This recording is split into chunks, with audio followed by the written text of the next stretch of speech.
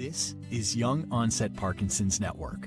We believe young onset Parkinson's disease does not define you. You define it. We are a safe place to learn, connect, and engage within a supportive community that actually gets it, because we've got it too. Live your best life and thrive far beyond diagnosis. Welcome to Young Onset Parkinson's Network. Living well starts here. Hey everybody, welcome back to another episode of the Living Well Starts Here podcast. In case you don't remember or just finding us for the first time, I'm Chris, and I'm joined by Esther and Mel, who are probably two of the most amazing people I think I've ever met. And so today we're going to talk about alternative therapies, as you know, for Parkies, right? And it's trying to figure out just a way to, I don't know, maintain our symptoms as we go through, our progression. It can be challenging, and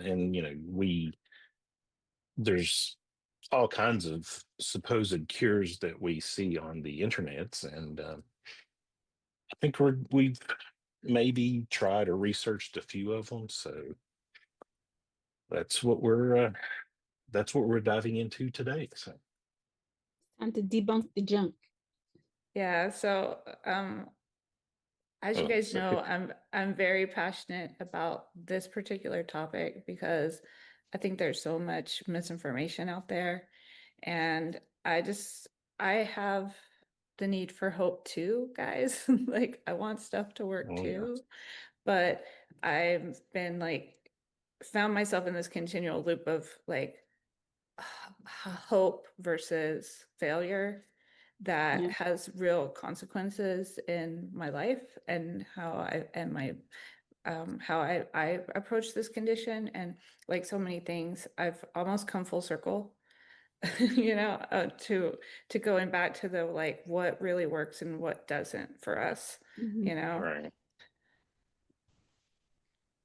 Well, I think the worst part of it is that placebo effect is a real thing for those of us with Parkinson's, and the more hope you have, the better it's going to work that first day and maybe the second day, but after a while, it's not going to work, and then you're going to be sitting there, your hands full of yet another device going, why doesn't it work anymore? And the answer is, well, because it never did. And that's the most frustrating thing. I think we've all kind of fell into that spot where, you're so hopeful for something that is coming out, and you're so excited, and I think I've run through all of that, and I've come to the point that now I'm just a skeptic over everything. Only cats is good for oxytocin, so right. Well, some of them. Most pets do work as a good therapy for anyone with any condition. It's the ones that have no concept of personal space that yes, which is awesome. The first thing that I tried was, and I think that this is kind of, the thing that people don't really understand, and I didn't really understand, which I should have, because I actually had studied pharmacy. I was a doctor of pharmacy student for 2 years. And so I understand how medication works very well. But this time, 2 years ago, I started on Rytary. And I made a video that every time I see it, I cringe, because I took Rytary. It was right around my birthday. And I was so excited because I'd been struggling a lot during the holidays. My birthday is December 30th. So that video was like the culmination. Getting Rytary was the culmination of an entirely ruined holiday season, starting from Thanksgiving through Christmas, where I was absolutely miserable and having a lot of breakthrough symptoms. And since it was so early in my diagnosis, it was a lot of fear around it. Of course, you're always like, when you have progression or breakthrough symptoms, you think, is this going to be my new normal? right? Yes. Am I going to stay like this forever? Is this now my new baseline? And so I was really, really worried. And my doctor was out of town because it was the holidays. So when I called and I portaled, I got like the backup doctor, right? Who's, I'm sure, a great doctor, but not my doctor. And did a bunch of stuff that me and my doctor had not talked about that made things worse. And so then ended up giving me Rytari, and I took it, and I made a video where I was literally jumping up and down in my kitchen. I was so happy. I probably had a party hat on. Like, I thought, this is a miracle drug. All my symptoms went away. And then my husband is a pharmacist, and he came home. I was like, Rytari is amazing, blah, blah, blah. He's like, this is the thing, Esther. You don't even have a therapeutic level of Rytari in your system yet. It takes 10 to 12 days to even reach peak. He's like, that's not a thing. He's like, you need to give everything at least 2 weeks before you even like could possibly be feeling the impacts of it to that degree. And I know that made sense logically because I understand how pharmacokinetics work, but my brain wanted so bad to feel better, you know? And the placebo effect is so real and so strong, and it's not a bad thing. It happens in DBS too. There's actually studies with surgeries that the bigger the the grander the scale of a placebo, the flashier it is, the more we're going to respond to it, and also expectation, you know? So then my question now, like 2 years later, is like, how do we bottle that? How do we hold on to that? Because that should be free. There's actually studies where even when you tell people that they're getting a placebo, they still respond to it. Yeah. So there's power in our brains. What I get mad about is, number one, misinformation. Number two, people using science to bend and twist to their own purposes, like cherry picking little stuff out of like mouse studies or something that's still recruiting or something that's still in progress that there's actually no preliminary data on except anecdotal experience. But then balancing that with, I don't want to take people's hope because I want hope too. But I want something now more than hope. I want stuff that actually works for me and a lot of other people. The whole N equals 1, if it works for one person, that's enough. For me, feels wrong because I can go out and, do shots of tequila all night and feel great for a couple of hours till I pass out and then wake up with a hangover. I can go, have sex and feel better for, 90 minutes or whatever that dopamine boost is. But is that impacting my condition, my progression, or helping me in the long term? No. And also just us throwing money on a drawer full of crap that I now have, vibrating wristbands, lamps, supplements, real money that I could have just spent going to the spa. That's the unfortunate part of the whole situation, is that there's nobody out there debunking this stuff, and a lot of the information that you find online is cultivated by the company that's putting it out. I mean, there are companies out there that cultivate almost every single piece of information that goes into their product. And, I mean, I call it like the My Pillow situation when it comes down to it. Like, it's just a pillow, it's just the light, it's just a metronome. Like, the stuff is garbage. Like, I mean, well, but let's talk about cueing, for example. And I'm really curious as to your perspective on this, because, I really felt like, especially this year, became the sort of year of the vibrotactile device, the external stimulus device. I heard about it first in a lot of the forums with the Taz glove. And I'm in a one forum that's really kind of all of this alternative stuff. And a lot of people started building their own Taz gloves because it does take a long time for things to work through the trial Yep. process, where they, put it when they conduct an actual study on safety and efficacy. That takes years, and that takes a lot of money. And so, of course, those of us that don't have time to waste, and there's so many people with Parkinson's in every different field imaginable, a lot of little crafty people out there just started 3D printing parts and sharing components and making TAS gloves. And, I understand. Then we saw kind of the rise of vibrotactile.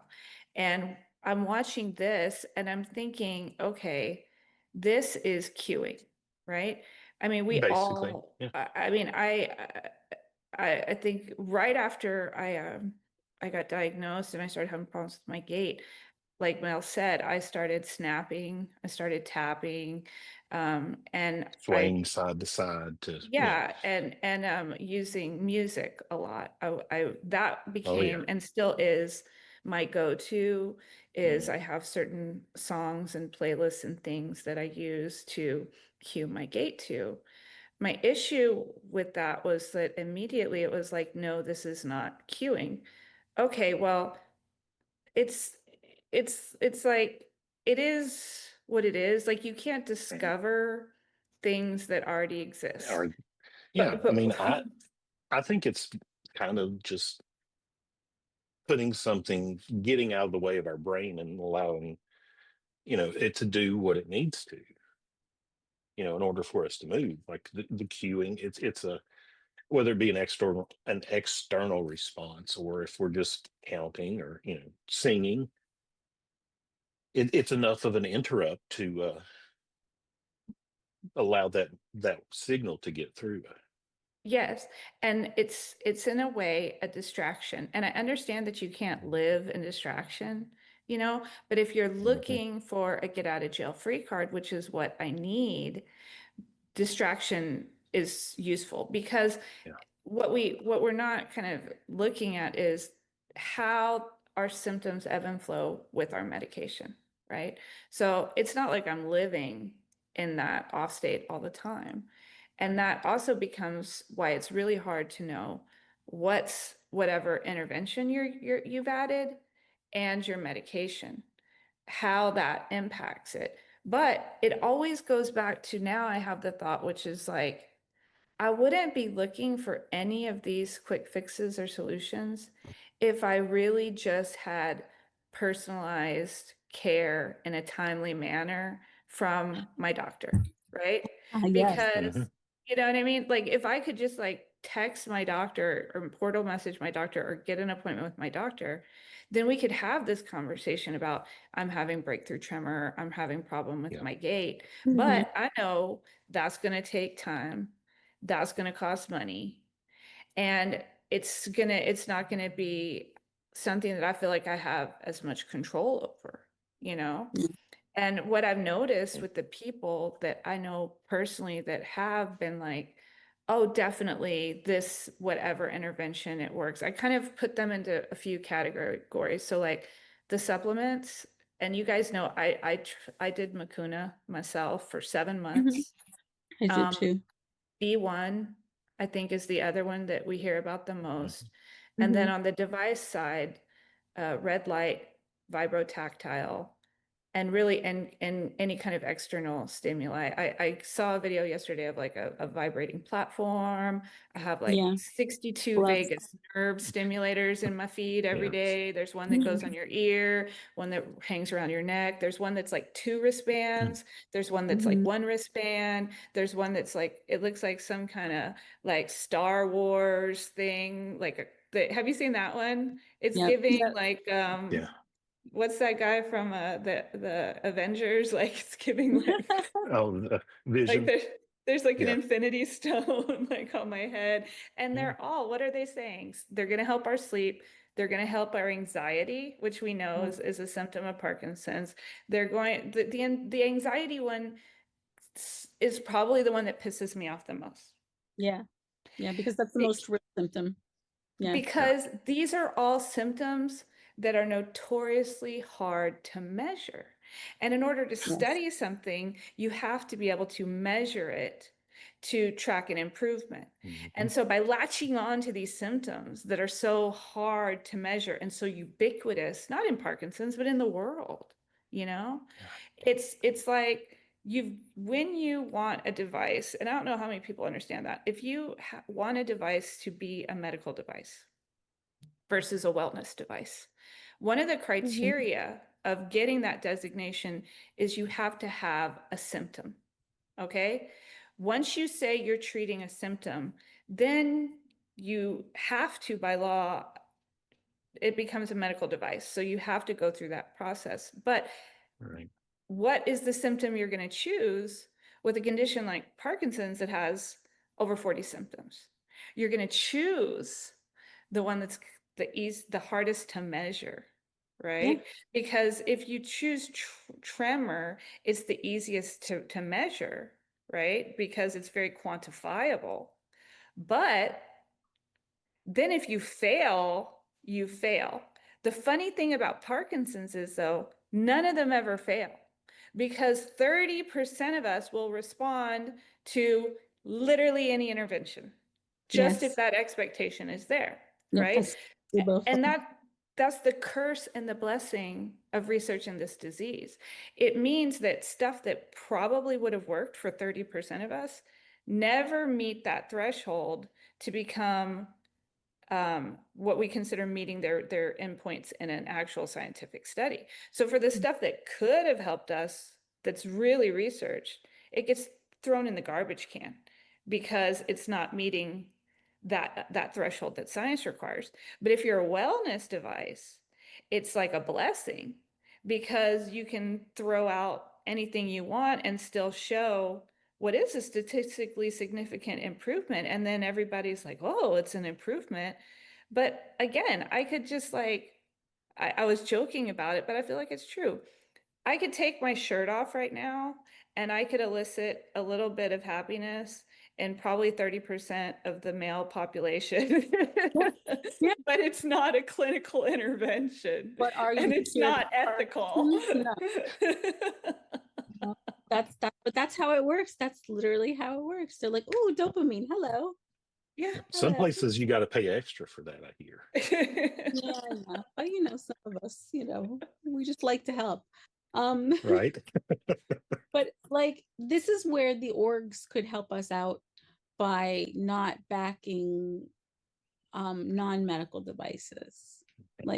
This is where they could, it's cool to say these are all the gadgets that are out. But if 98% of them are garbage, then why do we need to see it? We really don't. If it's not actionable, if it's not useful, then don't bother to put it out there into the community. Are we helping or are we hurting? Helping. We want helping. And putting out false positives and garbage and backing these, non-medical devices. I mean, are there therapies and alternative therapies are out there? Yes. Do I take V1? Yes. Does it make a difference?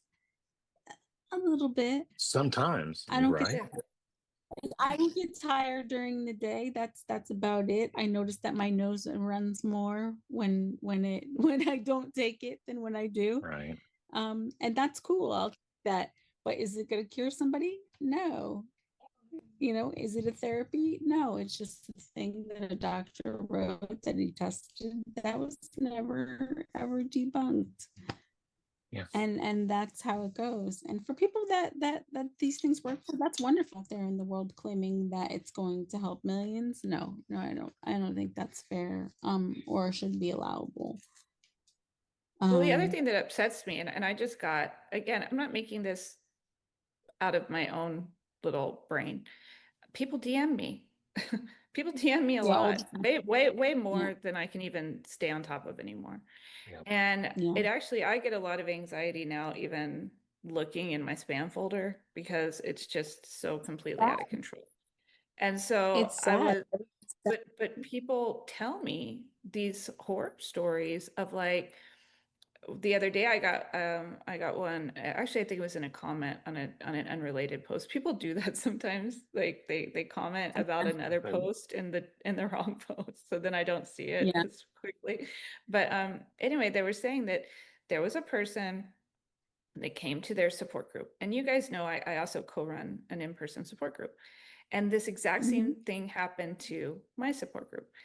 This person was saying somebody came to their support group and they were pushing this device, and they basically infiltrated their support group and got people to use it. And because of that, and this is older people with Parkinson's, the support groups are mostly older people with Parkinson's. Yeah.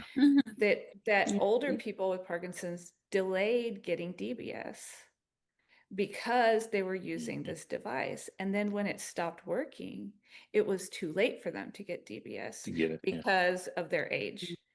And That's a shame. that made me so mad. No, And yeah. I also had something very similar happen in my own support group.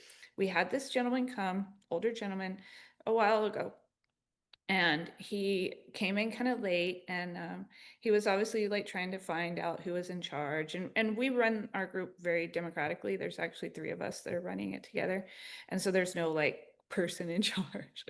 But eventually I worked my way over to him, and he was saying that he had basically, reversed his Parkinson's via this intervention. And so he had, it turns out it's like some kind of franchise, I guess, but it's like energy healing stuff through a computer.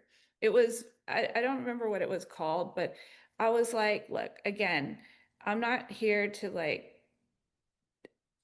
talk about anything I haven't tried myself. So let me go to your office and try this, right?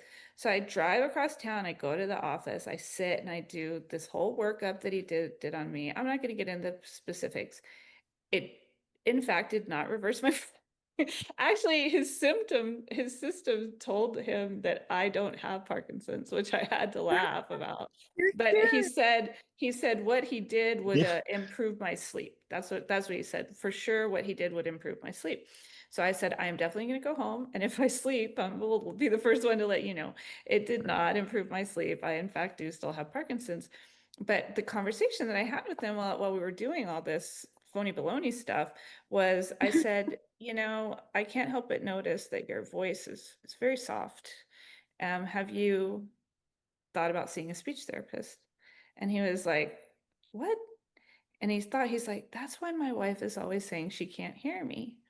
And I'm like, yeah, that's a thing with Parkinson's, And I said, who's your MDS? He said, what's an MDS?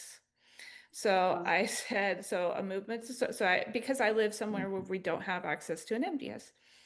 And then I said, are you exercising at all? He's like, no, why should I? And I'm like, so then I had that whole conversation with him, and I ended up educating him, right?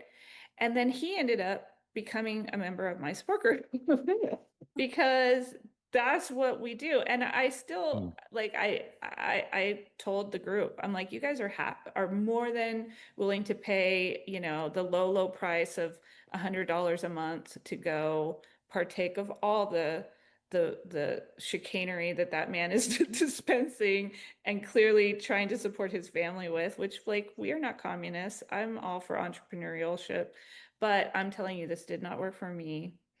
And maybe try exercise, getting a speech therapist, and having a support system like this awesome group, which, like, is free every month, the 3rd Wednesday at 2. And the things that we know actually do work. Those are the things that do help. I think it's been shown over and over again.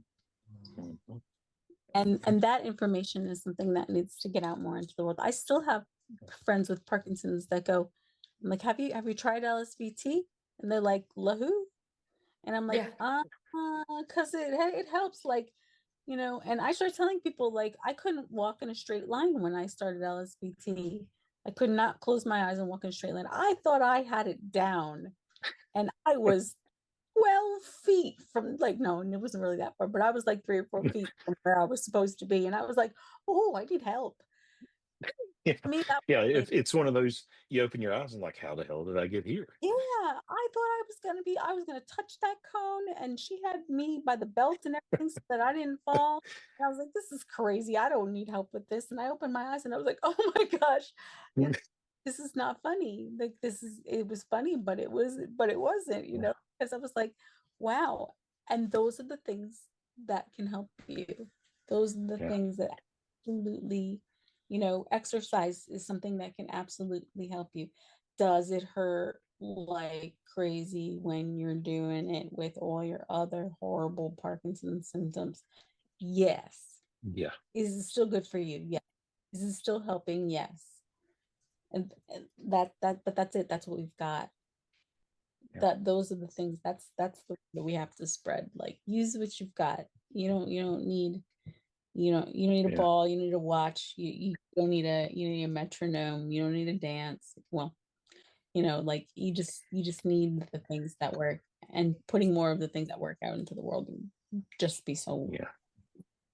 helpful for everyone.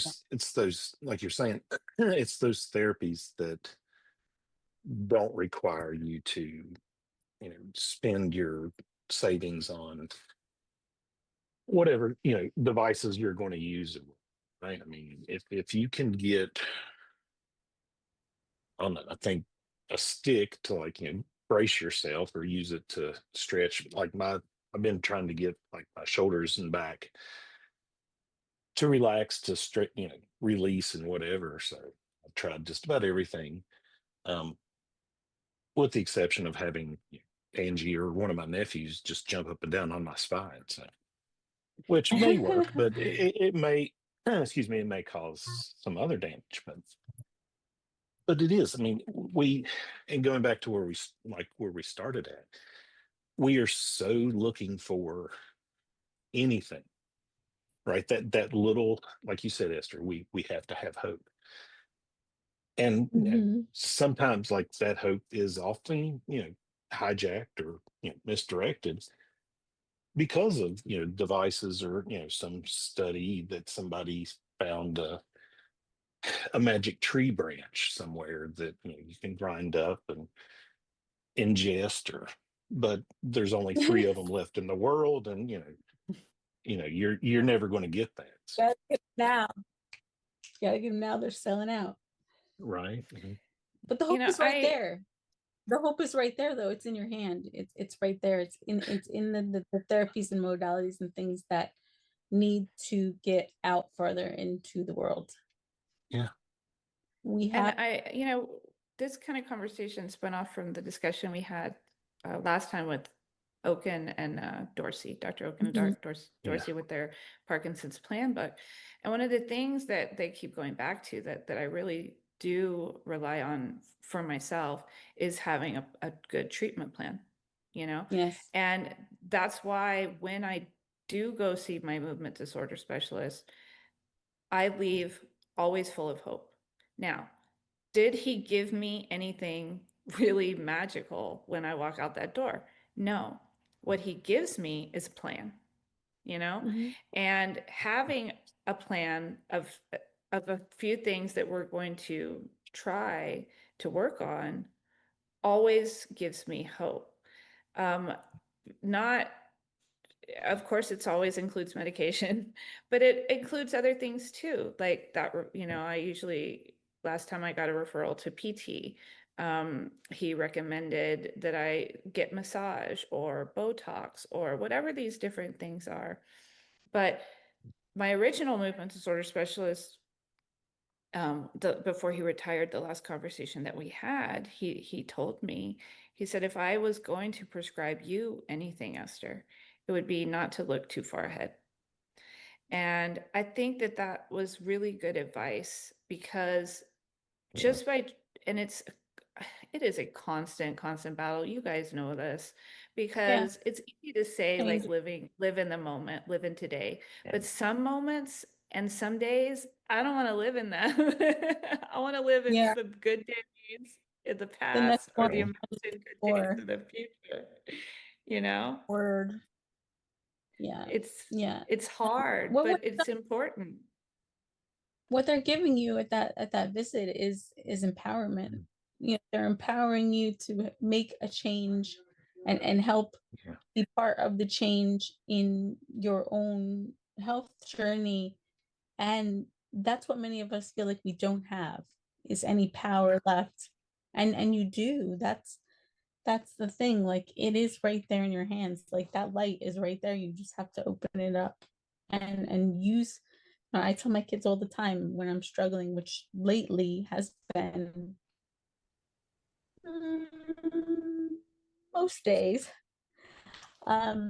since I took that fall and messed up my back. And I just keep telling them, like, it's all right. I just got to use what I've got.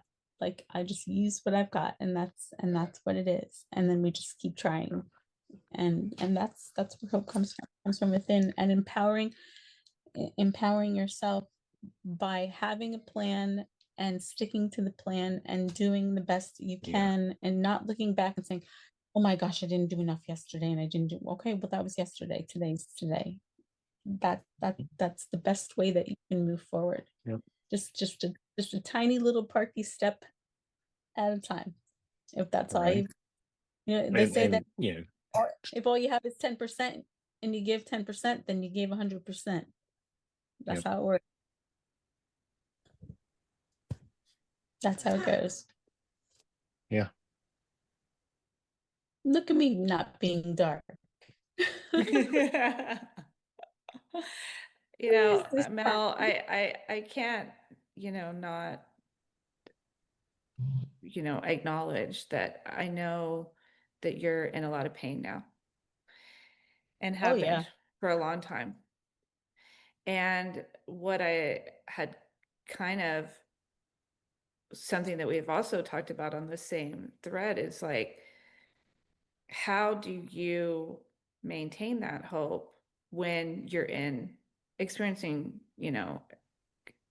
chronic pain that you never even thought that you would be able to live with? And this is a conversation I actually had with Heather Kennedy right after my diagnosis, which is how we learn to live with things that, were inconceivable to us beforehand. And people ask me that all the time, like, how do you stay positive? How do you, and I mean, what would be your answer to that, response to that question right now? You just have to accept it for what it is. Like, I grew up in a family of people that were like, well, it is what it is. And I was like, when I was younger, I was like, no, that's garbage. It isn't what it is. It is what you make it. But it isn't. It is what it is. So we just keep going. And does it hurt like crazy? Yeah. I cry I cannot find a mascara and an eyeliner that is impervious to the tears on my face. I have tried, because I do not like to mess up my makeup. But when it comes down to it, you just have to accept that this is what it is. And neurobiofeedback, like, this isn't permanent. This isn't forever. This is just today. And then after today's tomorrow. And today's yesterday. And tomorrow could be a better day. Yeah. There's that chance, right? As small or as slim of a chance that it could be. Because we know that it doesn't take long for our meds or symptoms or whatever to just go completely off the rails, and we're out. It's that. And we were at Angie's folks last night, and driving up there. Once I got there, like, everything just locked up. And her mom and I were talking, and she's like, you not feeling well today? I was like, no. I said, it just, everything hurts, and it's just not, like, it feels like nothing's working, right? The meds aren't working, nothing, Cinemet. muscle relaxers, whatever, nothing is helping. But about 5 minutes after we said that, it's like somebody flipped the switch, and all of a sudden I was, I had mobility back. I could, use my hands, and it just Hands. eases. But right, it's that quick. And you hold Yeah. on to that hope because you're thinking, well, I've done the prep. I've got this. I've taken this. I've stretched. I've walked today. You're waiting for that to all come together, Mhm. right? And sometimes it does. Sometimes it doesn't. But like you said, you Sometimes you just like part. right. Sometimes you just got to go lay down on the floor and roll around for a while, just Or to like as they sometimes it just be like that. Like it yeah, just be like, and that's what you got to do. You yeah. just move from it, instead of participating in that talk soup in your head, like nothing's gonna Oh happen, yeah, gonna work. Like if you walk around like that all day, you will not be able to mitigate this disease. You have to create some sort of internal dialogue that allows you to understand that this is temporary, whether it's this yeah, too shall pass or whatever it is that you need to yeah, say to yourself, because that is it's an actual thing that the brain, as smart as it is and as huge of an operating yeah, system it is dumb. So if you walk around smiling all day, at some point you are going to smile, because that's just how smart and dumb the brain is. And by the same right, if you go around all day telling yourself this too shall pass, it will eventually pass, and you might not even notice it. Just like that, you might just like, woohoo, I feel good. And yeah. that's it. And that's what you get, because it is what it is, and sometimes it just be like that. Yeah. I can't think Indeed. of a better way to end this podcast than that right there. Good way. Right. Good way. We've had our words of wisdom for the day from our guru. Um, So yeah, I'm gonna close it out if that's okay with you guys. And as Yeah. Chris's cat is cat is cat is herding cats now. hurting cats, No, he's it's the literally same. It's the same literally one from hurting. before. So Hurting Um, mechanism of dealing with people with Parkinson's in a group. Oh, yeah, I don't know if we're doing video at all anymore, but I just want to remind everyone, if you're not seeing this, maybe they can send me a video of it, but I'm wearing my new PMD Alliance t-shirt I with their like new it. logo and their new colorway and their new slogan, "There's a place for you here," which I love. I love, love, love the new slogan so yes, much. I don't even want to call it a slogan. It's like a motto. It's like a way of life. And just remind people, like, there is a place It's a for you mantra. here. PMD Alliance is forever my heart, and YOPN, of course, that started all this, is what brought us all together. Young Onset Parkinson's Network. Go to the website, um, go subscribe to our podcast, and we have actually a lot of good content on there from before even our tenure there, with a lot of really amazing yeah, people with Parkinson's. And we are coming up on Thanksgiving and giving season and giving day and all that good stuff. And I really encourage everyone to donate to PMD Alliance, because this stuff isn't free for them and it takes time and money to produce this kind of thing. And they have a new website, pmdalliance.org, that has a lot of really great resources. I've hopped on several Zooms and it's all free, and they're not going to spam you with a bunch of stuff, but I really do enjoy the different webinars and stuff. And specifically, they do a support group leader roundtable every month, yeah, that if you are not connected to a support group and are interested in starting one in your own area, I really highly suggest that people do that. It literally just has to be you and one or two other people, and that's how we get support, because I also really do honestly believe that we would have less of a need for all of these sort of external devices and Yes. calls for the cure and recovering from Parkinson's. I Yeah. hear that a lot lately. Would you like to recover from Parkinson's? Like I'm an alcoholic or something. But in a No, that's not. way, the support group is my 12-step program, because it's full of a lot of people that understand what I'm going through, and free coffee. And I think another one of the really important things that helps us have hope and live better with this disease, even though the three of us have never actually met in person, we did start it in an online support group together. That's how I met you wonderful people. So even if you don't have it in person, I firmly believe online support groups and online friends are still very, very much real and important to Very. me. And I love you guys so much. Thanks for tuning in to the Living Well Starts Here vodcast with Young Onset Parkinson's Network.